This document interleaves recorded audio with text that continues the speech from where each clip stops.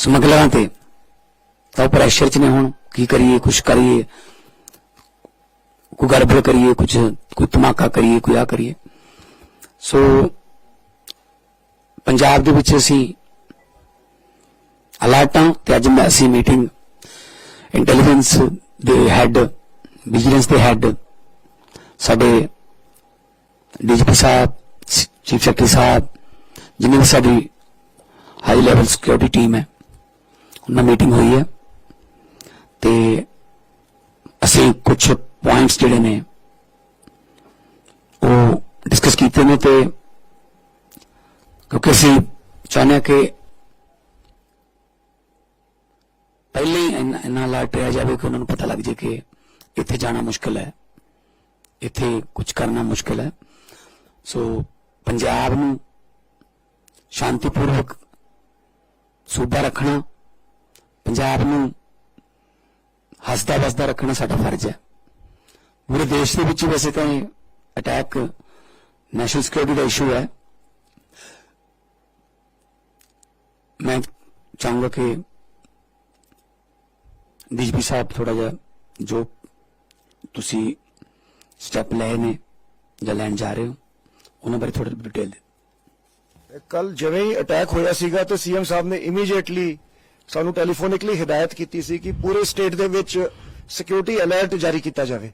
सो कल शाम तो ही we have Punjab police is on security alert ते जिहड़े वनरेबल पॉइंट्स है उन्हां ते intensified checking is going on, especially along the interstate and inter-district boundaries.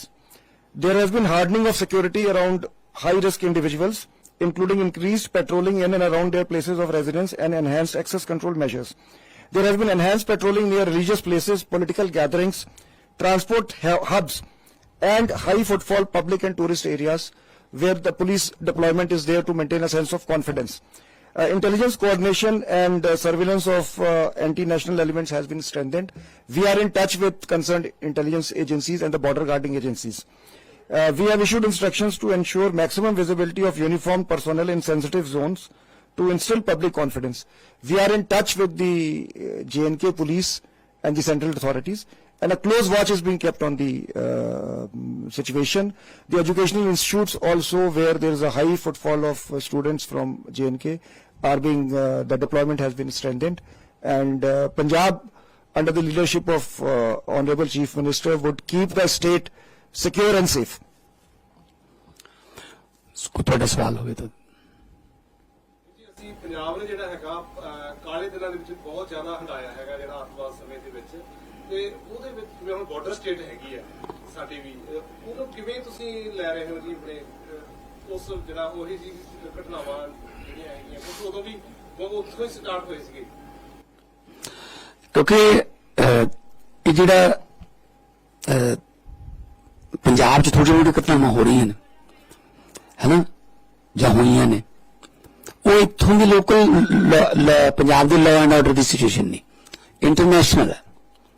America 'ਚ ਬੈਠੇ ਨੇ, ਹੁਣੇ ਫੜੇ ਉੱਥੇ, ਕੈਨੇਡਾ 'ਚ ਬੈਠੇ ਨੇ, ਆਸਟ੍ਰੇਲੀਆ 'ਚ ਬੈਠੇ ਨੇ, ਉਹ ਇੱਥੇ ਹਾਇਰ ਕਰ ਲੈਂਦੇ ਸ਼ੂਟਰਾਂ ਨੂੰ।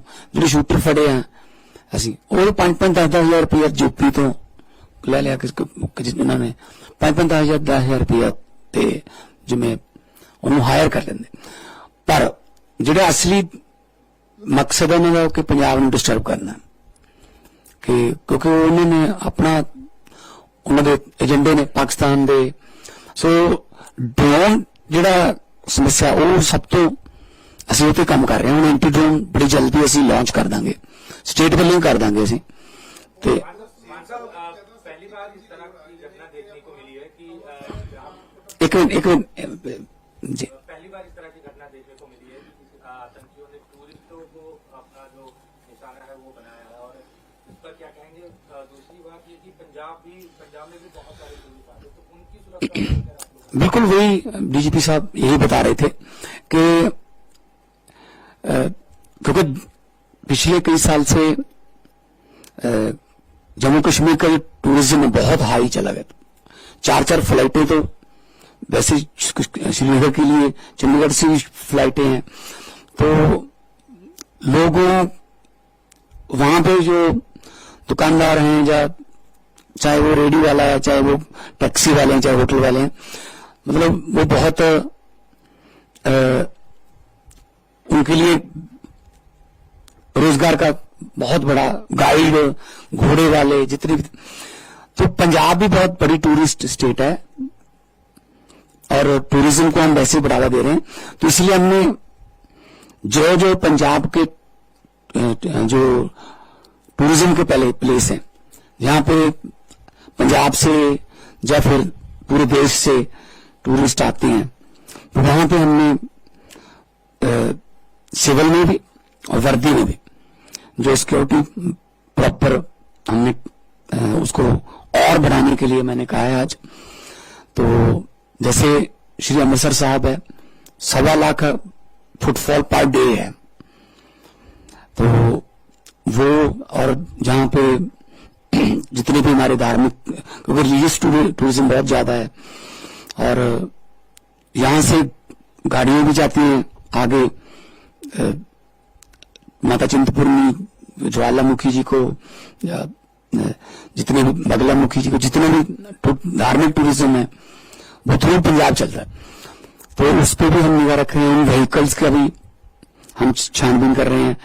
अभी जितने भी वहां पंजाब के हैं हम पता कर रहे हैं जम्मू कश्मीर सरकार से, जो होटलों में स्टक हो गए, वहां जो गुलमर्ग में भी होंगे, गए होंगे, या श्रीनगर में, उनको वापस लाने का भी हम प्रॉपर सेफली वापस लाने का भी कर रहे हैं।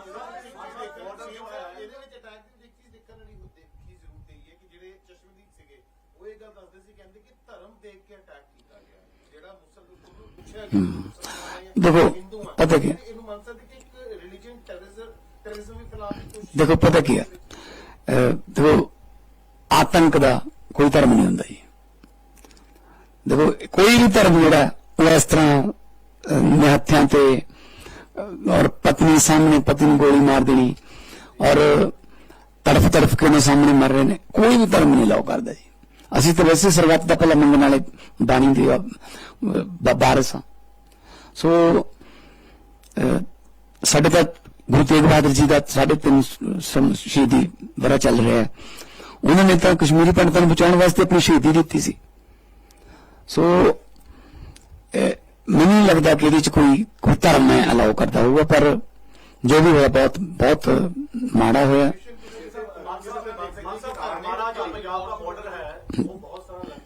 532 किलोमीटर नहीं। हमारा सेकंड जो first line of defence BSF के पास है, सेकंड लाइन ऑफ डिफेंस में पंजाब पुलिस है। उसमें हम बीएसएफ के साथ बिल्कुल तालमेल के साथ पहले ही चलते हैं। जो ड्रोन वगैरह पकड़ते हैं, बहुत जो ड्रोन कम हो गए हैं अब, क्योंकि रिसीवर, देखो वो तो ड्रोन भेज देंगे, उनका क्या लगता है, लेकिन यहां रिसीव कौन करेगा? हम रिसीवर्स को टारगेट कर रहे हैं अभी कि उनको पकड़ो, क्योंकि यहां उनका ड्रोन रिसीव करने वाला ना कोई हो। पैकेट फेंक दिया या पिस्टल फेंक दिया, उठाएगा कौन? उठाने वाला अगर यहां पे है वो तो यही होगा ना, वो तो इधर ही का होगा ना। तो उनको हम पूरा उन पर रेकी करके इंटेलिजेंसी से, विजिलेंस से सब हम प्रॉपर इंतजाम कर रहे हैं।